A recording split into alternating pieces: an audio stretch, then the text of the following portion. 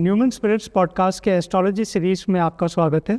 आज हमारे साथ सेलिब्रिटी एस्ट्रोलॉजर जितेंद्र अग्रवाल जी हैं, जो आईआईटी से पास आउट इंजीनियर भी हैं और एस्ट्रोलॉजी उनका पैशन है। वो हमारे साथ आज बात करेंगे जो समाज में जितनी भी अवधारणाएं, अंधविश्वास है, एस्ट्रोलॉजी से रिलेटेड जो सुपरस्टिशंस हैं और मिथ्स हैं, उनको हम कैसे उनसे निजात पा सकते हैं और कैसे उनसे दूर रह सकते हैं। आपका हमारे पॉडकास्ट में बहुत बहुत स्वागत है अग्रवाल जी। थैंक यू विकास जी, इस पॉडकास्ट में मुझे बुलाने के लिए। और आप जो भी आपके प्रश्न हैं उनको हम कोशिश करेंगे कि अपने व्यूअर्स को उस अच्छे से समझा सकें। तो आप बताएं कि किस तरीके से इसको आगे बढ़ाना है। Thank you. सबसे पहले मैं आपसे ये जानना चाहूँगा कि अगर मैं बाकी चीज़ों को समझना चाहता हूँ, उससे पहले मैं अगर ये समझना चाहूँ कि एस्ट्रोलॉजी का हमारे जीवन में महत्व क्या है, अगर आप उसको समझाना चाहें। एस्ट्रोलॉजी के बारे में मैं ये बताना चाहूँगा कि एस्ट्रोलॉजी अपने आप में एक ऐसा सब्जेक्ट है जो आपको जीवन में अलग अलग स्तर पे, अलग अलग समय पे काफ़ी अच्छे रूप से हेल्प करता है। पर एस्ट्रोलॉजी सब कुछ नहीं है। लोग सोचते हैं कि एस्ट्रोलॉजी के तरफ से मेरे को सब कुछ मिल जाएगा या भाग्य से सब कुछ मिल जाएगा, ऐसा नहीं है।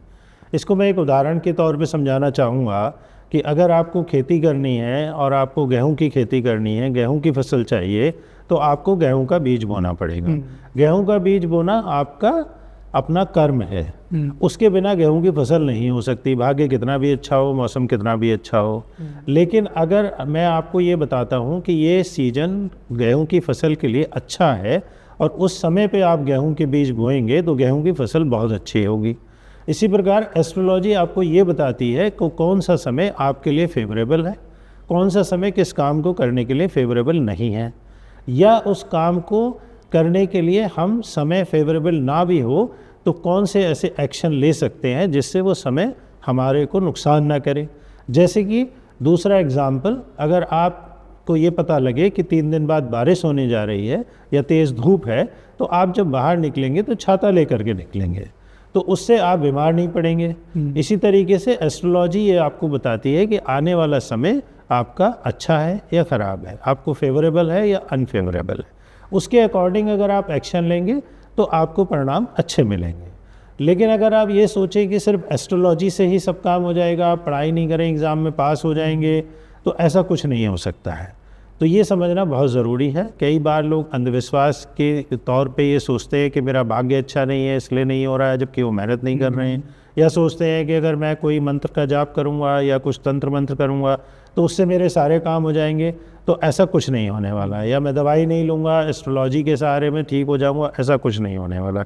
लेकिन हाँ, अगर आप समय पे दवाई ले रहे हैं, आप समय पे मेहनत कर रहे हैं और उसके साथ आप एस्ट्रोलॉजी का भी सहारा लेते हैं कि कौन सा समय अच्छा है, उस समय पे वो काम करेंगे तो आपको अच्छे परिणाम मिलेंगे।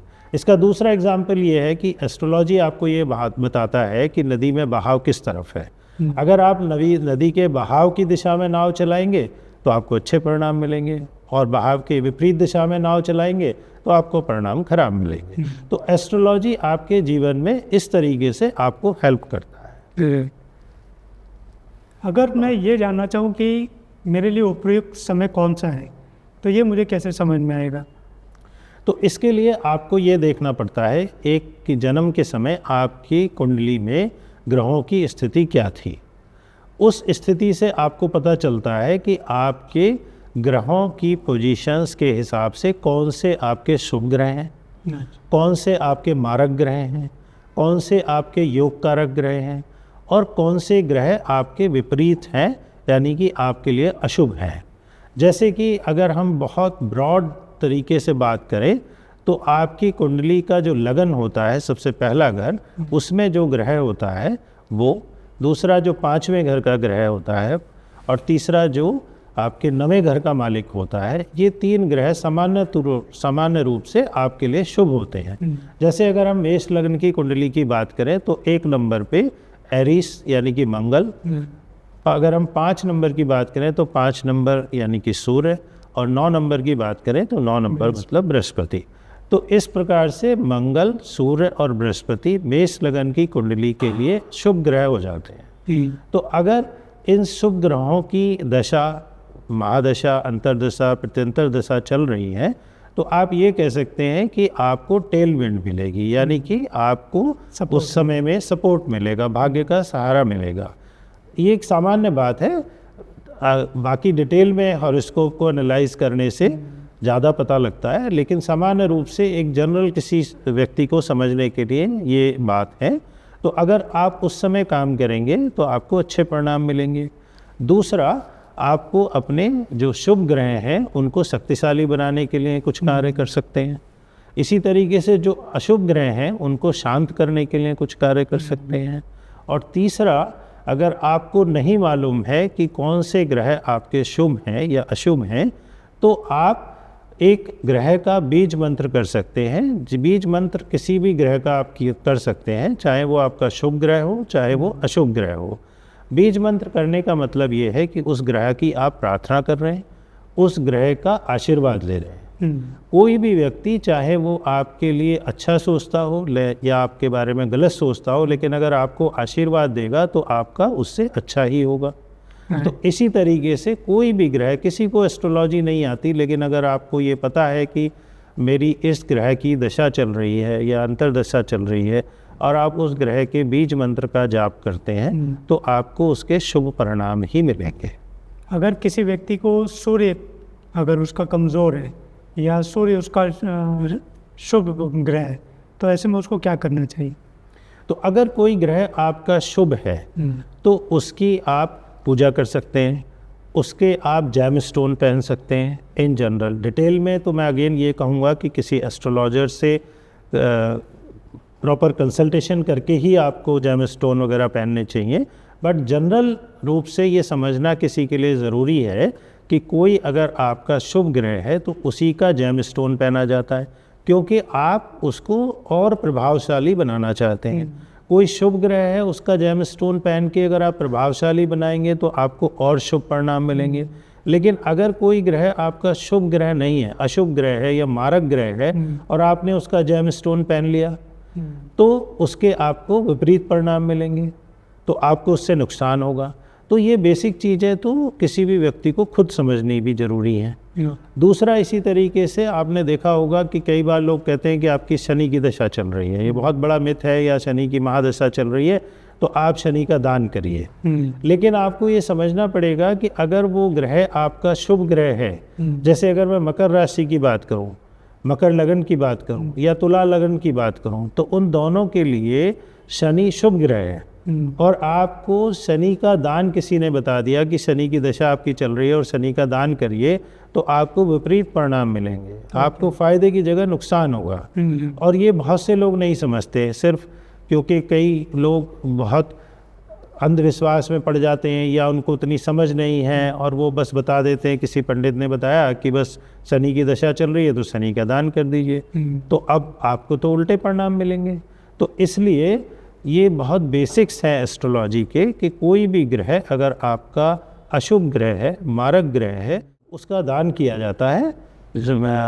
अशुभ ग्रह का दान किया जाता है क्योंकि उसको हम शांत कर रहे हैं। लेकिन अगर कोई शुभ ग्रह है तो उसका दान नहीं किया जाता, क्योंकि शुभ ग्रह की हमें पावर को बढ़ाना है। दान करने से हम किसी ग्रह की पावर को कम कर रहे हैं, उसको शांत कर रहे हैं। तो अशुभ ग्रह का दान किया जाता है, शुभ ग्रह का पूजा करके या उसके मंत्र जाप करके उसकी पावर को बढ़ाया जाता है। तो ये एक बेसिक बात है जो किसी को भी ध्यान रखनी चाहिए। तो किसी भी कुंडली में अगर 1, 5 और 9 जो ग्रह है वो किसी भी लग्न में, उस हिसाब से वो उसका शुभ ग्रह ही होगा। सामान्य रूप से ये सही है। एक बात मैं और बताना चाहूँगा कि हर ग्रह का बीज मंत्र होता है। जैसे शनि का बीज मंत्र है ओम प्राम प्रीम प्रौम सै शनिश्चराय नमः। इसी तरीके से अगर मकर लग्न की कुंडली है या तुला लग्न की कुंडली है तो शनि आपके वैसे शुभ ग्रह हैं, लेकिन शुभ हो या अशुभ हो, बीज मंत्र का जाप आपको हमेशा लाभ देता है, उसका नुकसान नहीं होता। इसी तरीके से सूर्य का बीज मंत्र है ओम ह्रीं गणी सूर्याय नमः। अगर आप सुबह के समय उगते सूरज को जल देते हैं और इस बीज मंत्र का जाप करते हैं तो आपको हमेशा शुभ परिणाम ही मिलेंगे। और भी जितने ग्रह हैं, हर ग्रह का बीज मंत्र है, तो आपको अगर नहीं भी मालूम है कि शुभ है या अशुभ है, तो आप बीज मंत्र का जाप कर सकते हैं और आपको शुभ परिणाम भी मिलेंगे। तो ये कुछ विशेष परिस्थिति हैं जिसमें आपको काफ़ी लाभ होता है और आप बिना एस्ट्रोलॉजी के बारे में डिटेल में जाने हुए भी अपने समय को ठीक कर सकते हैं या अपनी परेशानियों को दूर कर सकते हैं। जैसे मैं इसका दूसरा एग्जाम्पल आपको देता हूँ कि किसी को परेशानी सूर्य से रिलेटेड है। सूर्य किस चीज़ का कारक है? सूर्य ग्रहों का राजा है। तो सूर्य राज्य का कारक है, सरकार का कारक है, हमारे जीवन में उच्च पद का कारक है, क्योंकि राजा का पद सबसे ऊंचा होता है। तो अगर आप के सूर्य को आप अच्छा कर लेते हैं तो आपको सरकारी नौकरी पाने में, उच्च पद पाने में, प्रमोशन में, या सरकार से रिलेटेड कोई आपका काम है जो रुका हुआ है, सरकारी नौकरी में है, प्रमोशन नहीं हो रहा है, या सरकार में आप ठेकेदारी करते हैं मान लीजिए, या सरकार से रिलेटेड कोई काम है, काम करते हैं, तो उन सब में अगर आपको बाधाएं आ रही हैं तो आप सूर्य का बीज मंत्र अगर करते हैं सुबह और उगते सूरज को जल देते हैं बीज मंत्र पढ़ के, और ये नित्य दिन आप अगर बना लें, अपनी नित्य क्रिया में शामिल कर लें, तो आपको निश्चित रूप से फ़ायदा होगा। और ये आजमाए हुए सूत्र हैं। मैंने देखा है, मेरे अभी एक मित्र हैं तो वो काफ़ी परेशान थे और उनके सूर्य वैसे अच्छे ग्रह हैं, लेकिन उनको ब्लड प्रेशर की बीमारी चल रही थी और वो उनका ब्लड प्रेशर स्थिर नहीं हो रहा था, और काफ़ी अच्छे डॉक्टर्स को उन्होंने कंसल्ट किया और उन्होंने ब्लॉकेज था तो स्टंट भी डाला, तो लेकिन फिर भी ब्लड प्रेशर उनका स्थिर नहीं हो रहा था। तो मैंने देखा उनके सूर्य कुछ पीड़ित हो रहे थे शनि की दृष्टि की वजह से। तो मैंने उनको कहा सूर्य को अर्घ देने के लिए और सूर्य का बीज मंत्र करने के लिए, और मैंने उनको बोला कि आप मेरे को 21 दिन बाद बताइएगा कि आपको क्या रिज़ल्ट मिल रहे हैं। तो ये बिल्कुल आजमाया हुआ सूत्र है। उनका 10 दिन बाद ही मेरे को फ़ोन आ गया, बोले कि मेरा बीपी स्थिर हो गया है और मैं बहुत अच्छा महसूस कर रहा हूँ। तो ये कुछ चीज़ें हैं जो बिना एस्ट्रोलॉजी जाने भी आप कर सकते हैं। किसी ग्रह का बीज मंत्र कर सकते हैं जो भी आपको परेशानी लग रही है।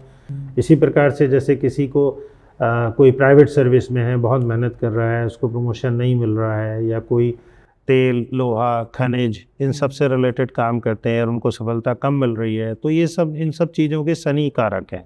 या जुडिशरी सर्विसेज, क्योंकि शनि को न्याय का देवता भी कहा गया है, तो इसके कारक शनि हैं। तो अगर ऐसे में आप शनि के मंत्र का जाप करते हैं, ओम प्राम प्रीम प्रौम सह शनिश्चराय नमः, और आपको ये नहीं पता है कि शनि आपके अच्छे ग्रह हैं या आपके अशुभ ग्रह हैं, तो आप शनि को सिर्फ दीपक जलाएं, तो वो और उनके बीज मंत्र का जाप करें, वो आप कर सकते हैं, तो आपको निश्चित रूप से लाभ होगा। और जाते जाते मैं एक सवाल ये करना चाहता हूँ कि जैसे अगर सावन स्टार्ट हुआ है तो आप कुछ टिप्स देना चाहेंगे या कुछ चीज़ें बताना चाहेंगे हमारे ऑडियंस को उससे रिलेटेड? देखिए, श्रावण मास है और श्रावण मास का भगवान शिव की पूजा का श्रावण मास में विशेष महत्व है।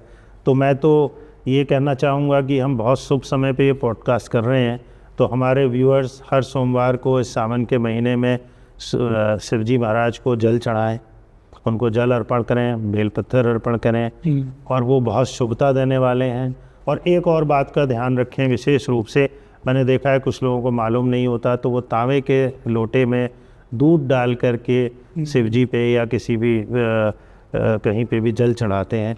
तो कभी भी तांबे के लोटे में दूध डाल करके नहीं चढ़ाना चाहिए, वो ठीक नहीं होता है। ऐसा मानना है कि तांबे के लोटे में दूध डालने से वो जहर बन जाता है, लेकिन हम उस पर नहीं जा रहे हैं। लेकिन आपको ये ध्यान रखना है कि तांबे के लोटे से दूध नहीं चढ़ाना चाहिए।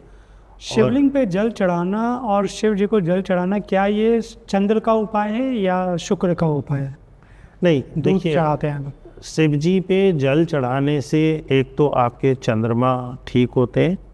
चंद्रमा किसी मन के कारक हैं। अगर किसी का मन, बच्चे का पढ़ाई में नहीं लग रहा है, मन स्थिर नहीं हो रहा है, या आपको भी मन की बहुत परेशानी चल रही है, आपका मन परेशान रहता है, चंचल रहता है, डिप्रेशन में है, या आपको एस्थमा रिलेटेड प्रॉब्लम्स है, स्नोफीलिया है, एस्थमा है, चेस्ट से रिलेटेड प्रॉब्लम है, आपका सांस फूलता है किसी का भी, तो उसको प्रत्येक सोमवार को शिव जी पे जल चढ़ाना चाहिए, जल और दूध चढ़ाना चाहिए और ओम नमः शिवाय का पाठ करना चाहिए। ये मेरा आजमाया हुआ सूत्र है कि इससे बहुत फ़ायदा होता है, मन स्थिर हो जाता है और चंद्रमा का इससे अच्छा कोई उपाय नहीं। और आपने शायद एक बार मुझे बताया था कि जब शिव जी को हम जल चढ़ाते हैं तो हमको 11 बार ओम नमः शिवाय बोल करके फिर चढ़ाना है। हाँ। एक बार बोला चढ़ाया, एक बार बोला चढ़ाया, जी ऐसा हाँ, कुछ कर। जी हाँ। तो आप ओम नमः शिवाय बोले और जल अर्पण करें, फिर ओम नमः शिवाय बोले और जल अर्पण करें। इस तरीके से 11 बार आप शिव जी को जल अर्पण करें और उसमें थोड़ा सा कच्चा दूध भी डाल लें, काले तिल भी डाल लें। और सावन के महीने में बेलपत्र मिलती हैं तो शिव जी को 5, 7 या 9 बेलपत्री भी अर्पण करें।